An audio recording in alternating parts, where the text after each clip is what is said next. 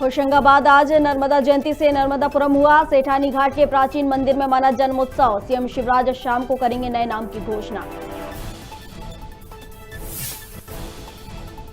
मध्य प्रदेश में धीमी पड़ी कोरोना की रफ्तार। बीते 24 घंटे में भोपाल में 610, इंदौर में 335 मिले कोरोना के नए मरीज।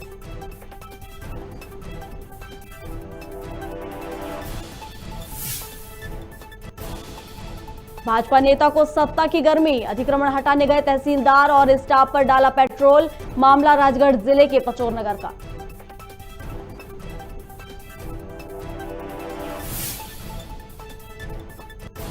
शाजापुर में श्री राम मंदिर की भूमि से अतिक्रमण हटाने का मामला। आक्रोशित हिंदू संगठन ने सरकारी वकील का पुतला फूंका। आजाद चौक बाजार में जमकर की नारेबाजी।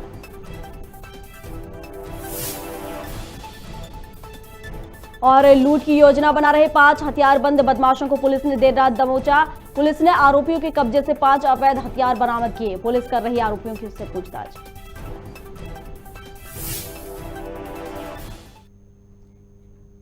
नमस्कार, खबर भारत देख रहे हैं आप। मैं हूं आपके साथ प्रियंका। चलिए बढ़ते हैं खबरों की ओर। ग्वालियर में कांग्रेस के बड़े नेता और पूर्व मंत्री बालेंद्र शुक्ला की पत्नी के जेवरात बैंक लॉकर से गायब होने का मामला सामने आया है, जिसके बाद कांग्रेस नेता ने ग्वालियर पुलिस से मामले की शिकायत की है। वहीं पुलिस ने भी अपने स्तर पर जांच पड़ताल शुरू कर दी है। बताया गया कि कांग्रेसी नेता चेतकपुरी स्थित एसबीआई ब्रांच में लॉकर है उनका। उन्होंने बताया कि विगत 25 जून 2021 को लॉकर ऑपरेट हुआ था, जिसके बाद अब दोबारा लॉकर खोला गया तो लॉकर से करीबन 1 करोड़ की कीमत के जेवरात गायब मिले हैं। इस मामले की जानकारी ग्वालियर पुलिस को दी गई। वहीं ग्वालियर एसएसपी अमित सांगी का कहना है कि उन्होंने ग्वालियर क्राइम ब्रांच को मामले की जांच सौंप दी है। इसका बहुत डिटेल तो मुझे नहीं मालूम, पर इस तरह का एक आवेदन जरूर कुछ दिन पूर्व वो आए थे और उन्होंने दिया था, और संभवतः ये क्राइम ब्रांच को मैंने भिजवा दिया था। और नॉर्मली जो बैंक के लॉकर से कुछ इस तरह का जेवरात गायब होने की बात होती है या कोई है, तो ये थोड़ा सा जिसको हम बोलेंगे एक अनयूजुअल सा मामला रहता है, जो कि नॉर्मली इस तरह की बातें होती नहीं है, क्योंकि बैंक का लॉकर बड़ा सिक्योर रहता है और डबल की से ऑपरेट होता है। बैंक वाले भी लगाते हैं, ये भी लगाते हैं। तो ये एक विस्तृत गहन जांच का विषय है, और इसमें मैं पुनः जो प्रभारी क्राइम ब्रांच है उनको बोलूँगा कि इसकी त्वरित जांच करें, और फिर जांच में अगर कुछ तथ्य आते हैं तो उस पर वैसी कार्रवाई की जाएगी। इंडिया ये ब्रांच थी, झांसी रोड ब्रांच में था, लेकिन वो ब्रांच शिफ्ट होकर के अभी कौन सी कॉलोनी महल के अंदर वहाँ पहुँच गई। छोटी सी ब्रांच है वो, तो इसलिए वहीं पर हमारा लोग आखिरी बार देखा हमने 25/6 को जब देखा तब पता पड़ा कि उसके अंदर सामान नहीं है। उससे पहले कब सामान देखा था? मैंने 26/2 को 2020 तब था। हाँ, तब तो था ही था। कोविड का उस दौरान, ये कोविड के दौरान की ही बात है। उस समय दूसरी लहर काफी पीक पे थी और ब्रांच भी छोटी है। वहाँ एक ब्रांच मैनेजर है, एक आध बाबू शाबू को, एक कोई चपरासी था, तो उस समय लोगों का आना जाना बहुत ही कम था, बहुत ही कम क्या लगता आना है बैंक प्रबंधन की लापरवाही है इसमें? अब मुझे तो ऐसा लगता है, हम्म। कि उसमें बैंक का कोई ना कोई आदमी इन्वॉल्व होना चाहिए, क्योंकि अन्यथा बड़ा मुश्किल है कि लॉकर में से इस प्रकार से कोई सामान गायब हो जाए। ग्वालियर के मुरार थाना इलाके के मोहनपुर टोल प्लाजा के पास पेट्रोल पंप लूटने की योजना बना रहे 5 हथियारबंद बदमाशों को पुलिस ने देर रात धर दबोचा है। पुलिस ने आरोपियों के कब्जे से 5 अवैध हथियार, 1 बोलेरो कार और 1 मोटरसाइकिल भी बरामद की है। पुलिस अधिकारियों ने बताया कि आरोपियों द्वारा देर रात घटना को अंजाम देने के लिए रणनीति बनाई जा रही थी, लेकिन पुलिस ने इस घटना को अंजाम देने से पहले ही सभी आरोपियों को धर दबोचा। ये एक कैच क्राइम ब्रांच और मुरार ने किया है, जिसमें कि 5 आरोपी पकड़े गए हैं, जिसमें से 2 भिंड के और 3 ग्वालियर के रहने वाले हैं। इनके पास से 3 कट्टे और चाकू आदि बरामद हुआ है, जिंदा राउंड भी मिले हैं। और इनसे प्रारंभिक पूछताछ पे जो बात सामने आई है उसके मुताबिक ये मेहरा टोल, बड़ा गांव पेट्रोल पंप और मालनपुर की जो देसी कलाड़ी की दुकान है, इन तीनों को इन्होंने टारगेट कर रखा था और आने वाले समय में ये कहीं ना कहीं लूट की वारदात को अंजाम देते। उसके पहले ही इनपुट मिलने पर इसको पकड़ लिया गया। इनमें से जो 2 आरोपी हैं उनका हैवी क्रिमिनल रिकॉर्ड है। एक आरोपी जो गोहद का रहने वाला है, उसके ऊपर पुलिस फायरिंग का भी आरोप है और लूट के मामले में थाना इंडोरी से फरार है। इस प्रकार ये कोई घटना कारित करते उसके पहले ही इनको पकड़ लिया गया। इनका पुलिस रिमांड लेके हम पूछताछ करेंगे और जो 3 आरोपी हैं जिनके बारे में अलग से हम निकाल रहे हैं, इनका कोई क्रिमिनल रिकॉर्ड। बिलासपुर के एसईसीएल मुख्यालय में युवा कांग्रेस के कार्यकर्ताओं ने धरना प्रदर्शन किया और बैरिकेड्स तोड़कर मुख्यालय के अंदर घुसने की कोशिश की। बता दें कि उन्होंने नॉन पावर सेक्टर में कोयले की कमी को लेकर एसईसीएल प्रबंधन के खिलाफ जमकर नारेबाजी भी की। इस दौरान सैकड़ों की संख्या में युवा कांग्रेस के कार्यकर्ता मौजूद रहे।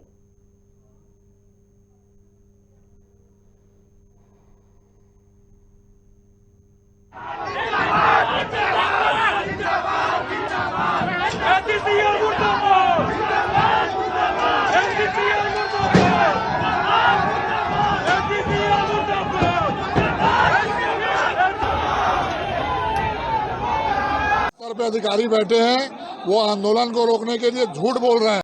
अगर ऐसा नहीं है तो वो श्वेत पत्र जारी करे कि किस उद्योग को कितना कोयला दिया जा रहा है, आज कोयले का स्टॉक कितना है और आज की तारीख में किन किन उद्योगों के कोयले के आरक्षण में कटौती की गई है। श्वेत पत्र जारी करे एसईसीएल के अधिकारी।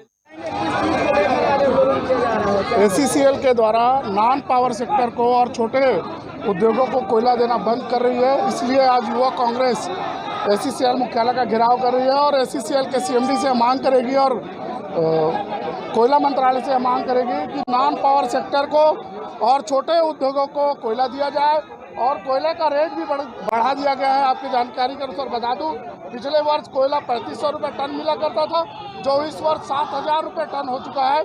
इन्हीं सब मांगों को लेकर आज युवा कांग्रेस घेराव कर रही है। अगर हमारी मांग को पूरा नहीं किया जाता तो हम यहाँ से लेकर दिल्ली तक लड़ाई करेंगे और कोयले के सस्ता होने तक और इसको निजीकरण नहीं करने के लिए यह आंदोलन जारी रहेगा। आज जो देश में जो स्थिति बनी हुई है उससे ये स्पष्ट पता चल रहा है कि केंद्र की सरकार, नरेंद्र मोदी की जो सरकार है, वो नॉन पावर सेक्टरों को कहीं ना कहीं कुठाराघात करने जा रही है। नॉन पावर सेक्टरों को के लिंकेज कम कर दिए गए हैं, रोड सेल की गाड़ी आधे से कम कर दी गई है। इसका मतलब सीधा सीधा ये है कि नरेंद्र मोदी अपने उद्योगपति मित्रों को कोल माइंस देने के फिराक में है ताकि इस कोयले को ज़्यादा से ज़्यादा मात्रा में अधिक दरों पर छत्तीसगढ़ के इंडस्ट्री को बेचा जाए। छत्तीसगढ़ में समर्थन मूल्य पर 1 दिसंबर से शुरू हुई धान खरीदी के अंतिम दिन जिले भर के उपार्जन केंद्रों में किसानों का स्वागत किया गया। बता दें कि मुख्यमंत्री भूपेश बघेल असमय बारिश के चलते प्रभावित हुई खरीदी से किसानों की परेशानी को देखते हुए खरीदी की तारीख बढ़ा दी थी। वहीं किसानों ने कहा कि नए धान खरीदी केंद्र खुलने से घुटना नहीं जाना पड़ रहा है, ट्रांसपोर्टिंग और समय की बचत हो रही है। प्रभारी मंत्री प्रतिनिधि संदीप द्विवेदी ने नवीन धान खरीदी केंद्र खोले जाने का मुख्यमंत्री एवं विधायक गुलाब कमरू को धन्यवाद दिया। सत्यापन अधिकारी रामप्रताप पावले जी ने बताया कि खरीदी केंद्र में 360 किसानों से 1600 मीट्रिक टन धान खरीदी हुई है और इस जिले में 13,92,947 क्विंटल से ज्यादा धान खरीदी हो चुकी है। मैं जनकलाल समिति का क्षण से हूँ। यहाँ पहले हमारा धान घुटरा जाता था, घुटरा समिति था यहाँ का, तो हमें कई तरह का परेशानी झेलना पड़ता था वहाँ, जैसे गाड़ी भाड़ा और समय अधिक लगता था। कभी धान बिक्री नहीं होती थी तो रात भी रुकना पड़ जाता था वहाँ पे। उस हिसाब से समिति हमारा यहाँ का छोड़ में आया, इससे हमको बहुत खुशी है। हमारा समय का भी बचत हो रहा है और प्लस भाड़ा भी बचत हो रहा है और अपना सही समय पे हम। मेरा नाम संदीप कुमार द्विवेदी है। मैं यहाँ पर प्रभारी मंत्री जी का प्रतिनिधि हूँ धान उपार्जन केंद्र कछौड़ में। सबसे पहले तो मैं आदरणीय विधायक गुलाब कमरू जी और छत्तीसगढ़ के मुखिया माननीय भूपेश बघेल जी को बहुत बहुत धन्यवाद दूंगा, आभार व्यक्त करूंगा कि उन्होंने यहाँ पर नवीन धान खरीदी उपार्जन केंद्र को स्वीकृति प्रदान की। बहुत ही हर्ष का विषय है कि हम लोगों ने यहाँ पर सुचारू रूप से पूरा धान खरीदी किया और संपन्न किया। साथ ही किसानों को यहाँ पर बहुत ही लाभ मिला। जो किसान घुटरा में धान बेचते थे उनको ट्रांसपोर्टिंग का भी चार्ज लगता था, साथ में रात्रि भी रुकना पड़ जाता था, मजदूरी चार्ज ज़्यादा लगता था। इस वर्ष उन्होंने जो धान यहाँ पर बेचा है उनको ट्रांसपोर्टिंग में भी बहुत लाभ मिला है, मजदूरों की भी समस्या उन्हें कम आई है और साथ ही कम समय में बहुत अच्छा यहाँ पर परफॉर्मेंस रहा है। इसलिए छत्तीसगढ़ सरकार को और आदरणीय विधायक जी को मैं पुनः हृदय से आभार व्यक्त। 7/2/2022 को सम्माननीय कलेक्टर महोदय के द्वारा जो है क्लोजिंग के लिए सत्यापन अधिकारी नियुक्त किया गया है, उसी तारतम्य में मैं आज उपस्थित हुआ हूँ।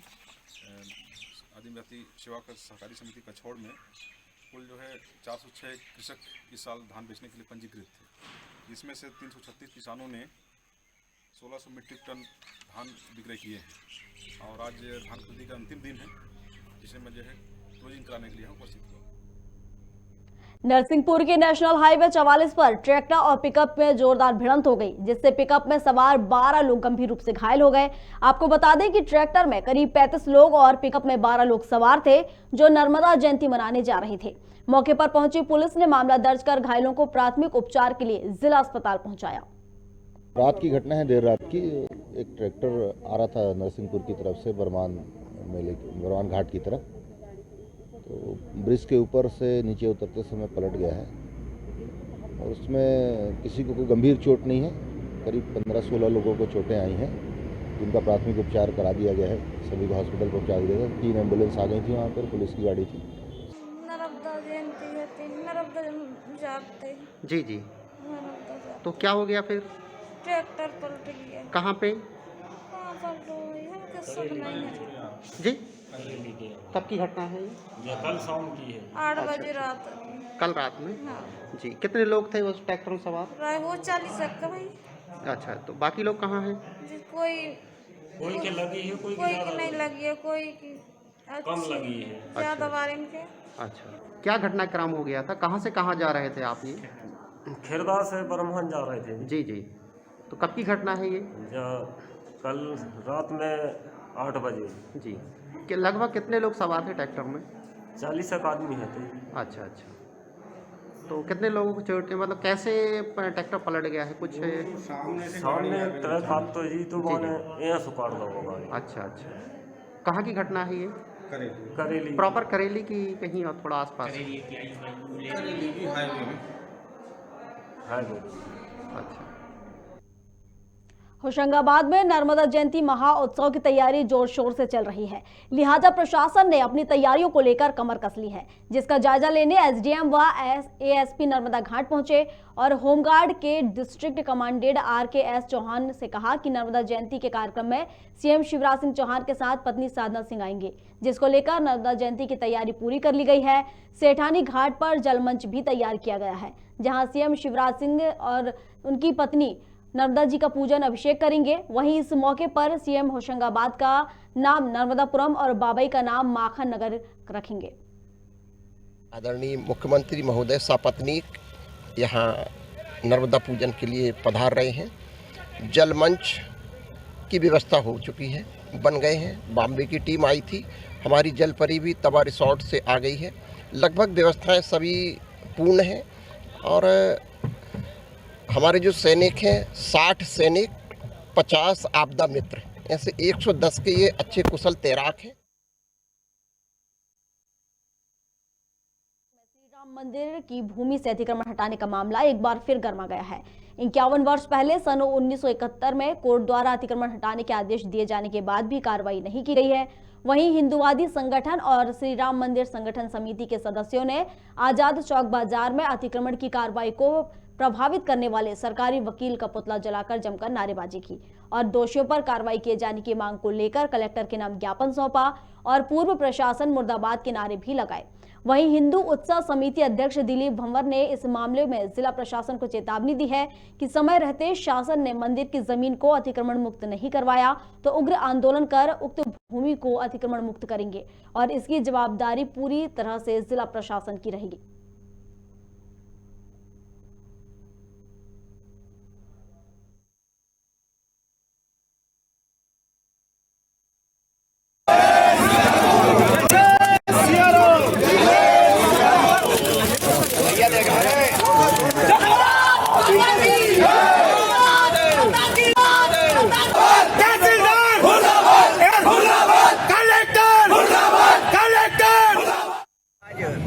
किया गया, क्या मामला है? श्री राम संघर्ष समिति नीमवाड़ी द्वारा मंदिर के आसपास जो अवैध अतिक्रमण है, इसका प्रकरण 1971 का हम जीत चुके हैं।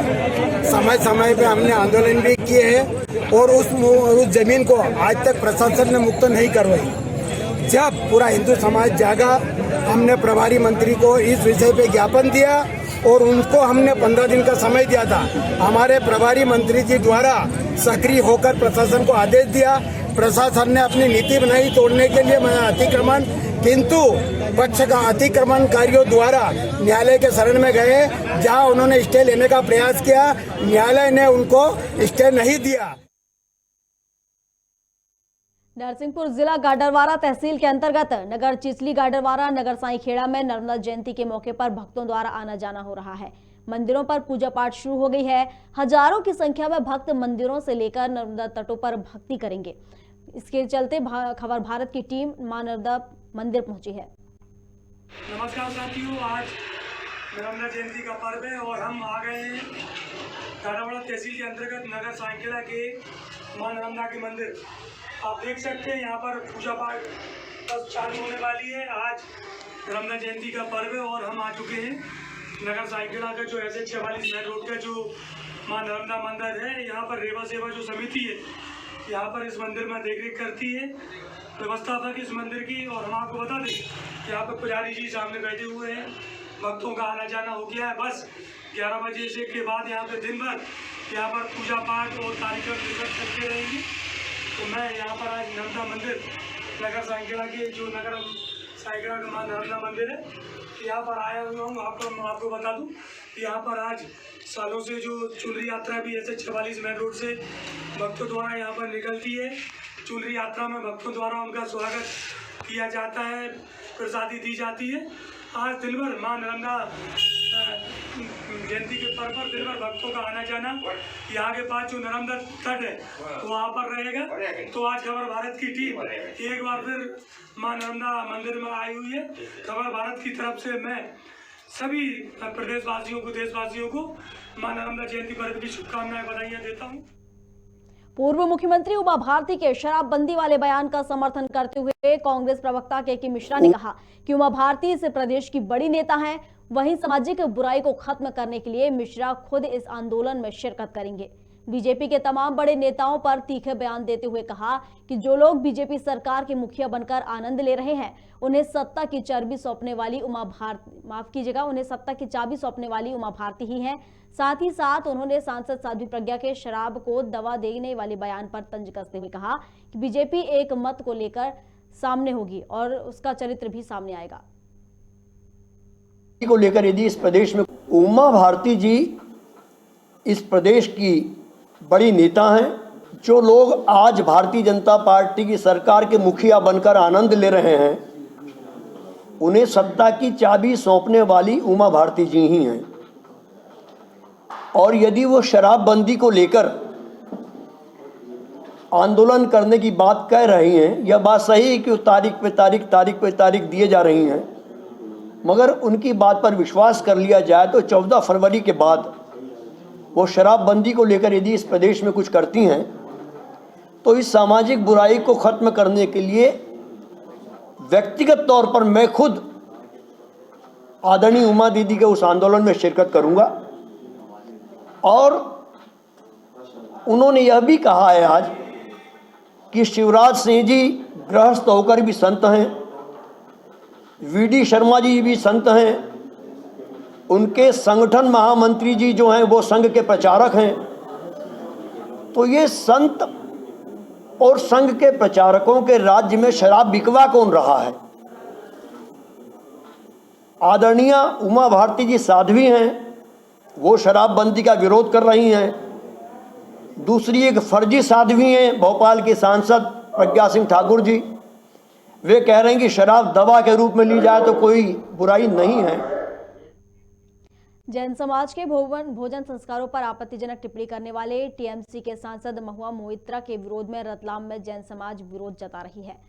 साथ ही सांसद को बर्खास्त करने की मांग को लेकर ज्ञापन सौंपा है। वहीं नामली में एक दूल्हा अपने शादी के कार्यक्रम को छोड़कर ज्ञापन देने पहुंचा। असल में सांसद मोइत्रा के लोकसभा में जैन समाज के युवक द्वारा मांसाहार करने का जिक्र किया गया था, जिसके बाद देश भर में जैन समाज के मोइत्रा का विरोध कर रहे हैं। फ्राइडे को मेरी शादी है, टीएमसी सांसद द्वारा महुआ मोइत्रा है। सांसद में उन्होंने अभद्र टिप्पणी करी जैन समाज के ऊपर, जो बिल्कुल निंदनीय है। चाहे कोई सा भी समाज हो, ऐसी अभद्र टिप्पणी भारतीयों द्वारा मानी नहीं जाएगी और इसका भरपूर विरोध होगा। जब मेरे को पता चला कि जैन समाज के कुछ वरिष्ठ जन अपना विरोध दर्ज कराने तहसीलदार को ज्ञापन सौंपने राष्ट्रपति के नाम गए थे। सिंगरौली जिले के जियावन थाना क्षेत्र में एक पति ने अपनी ही पत्नी की कुल्हाड़ी से गर्दन काटकर मौत के घाट उतार दिया। घटना करीबन 4:30 बजे की है, जब आरोपी ने बेरहमी से इस वारदात को अंजाम दिया और मौके से फरार हो गया। असल में 3 साल पहले मृत महिला आरोपी शिव प्रसाद साहू को छोड़कर दूसरे व्यक्ति सुरेश साहू को पत्नी बना लिया था। इस बात को लेकर महिला देववती साहू एवं आरोपी शिव प्रसाद साहू के बीच आए दिन विवाद होता रहा और शनिवार की शाम करीब 4:30 बजे आरोपी शिव प्रसाद साहू ने महिला की गर्दन पर कुल्हाड़ी से हमला कर दिया और उसे मौत की नींद सुला दिया। घटना की सूचना मिलते ही आसपास मोहल्ले की में सनसनी फैल गई। वहीं मौके पर पहुंची पुलिस ने आरोपी को गिरफ्तार कर लिया। देवसर में जियावन दाड़ में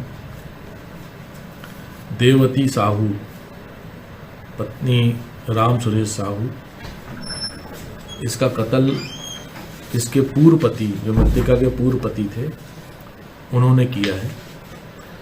आरोपी का नाम है शिव प्रसाद साहू और ये ढोंगा, जियावन ढोंगा का निवासी है। 4 वर्ष पहले इसने आरोपी को छोड़कर मृतका राम सुरेश के साथ रह रही थी, उससे 2 बच्चे भी हुए हैं उसको। यह जो है